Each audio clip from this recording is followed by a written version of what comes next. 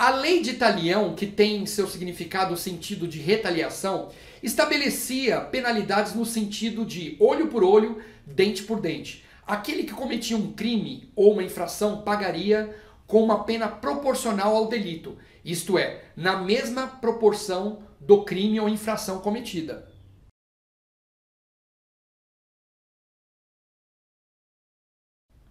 As ordalhas significam julgamento divino. No Código de Hammurabi, por exemplo, quando havia a impossibilidade de aplicar a lei de talião, aplicavam-se as ordalhas, isto é, o julgamento divino. Por exemplo, jogava-se o acusado no rio com uma pedra amarrada em seu pescoço.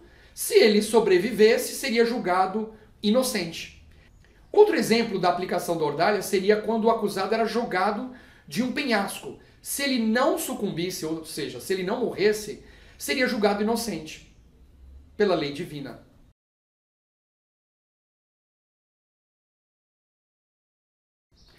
O Estado antigo apresentava características extremamente rigorosas, principalmente na aplicação das leis, como podemos observar no Código de Hammurabi ou na aplicação das ordalhas.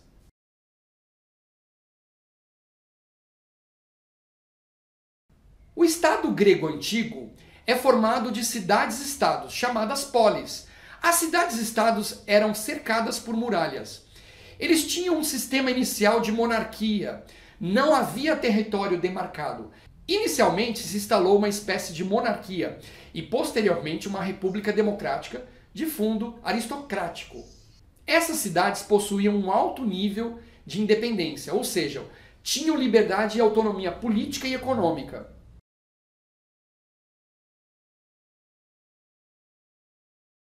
Aristóteles fala sobre a cidade-estado a partir de um estudo de diversas cidades-estados. Uma análise baseada na situação em que ele mesmo vivenciou. Tornou-se famoso pelo conceito de sistemas de governo que é aplicado até hoje. Ele divide as formas de governo entre puras e impuras. As formas puras são aquelas formas que se preocupam com o bem comum. As formas impuras são aquelas que não se preocupam com o bem comum, onde os políticos só pensam no seu próprio interesse.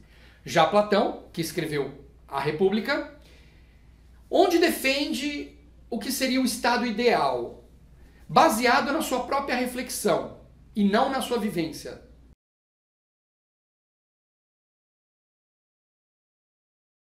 O imperador bizantino Justiniano mandou compilar toda a legislação romana da época, criando o Corpus Juris Civilis, que resume toda a legislação romana da época.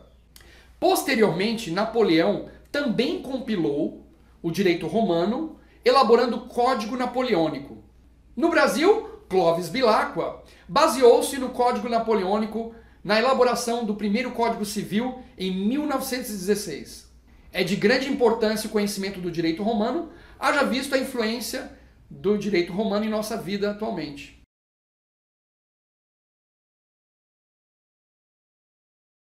As principais características da Idade Média são o feudalismo, as relações de sucerania, a vassalagem, as cruzadas, as ordens de cavalaria e a peste negra.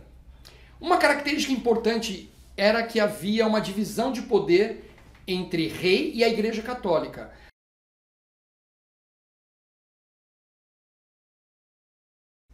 O sistema feudal teve origem no século V. Com a crise do Império Romano, em relação à insegurança gerada pelas invasões dos povos nórdicos, o feudalismo foi uma organização econômica, política e social e cultural baseado na posse da terra, que predominou na Europa ocidental durante a Idade Média.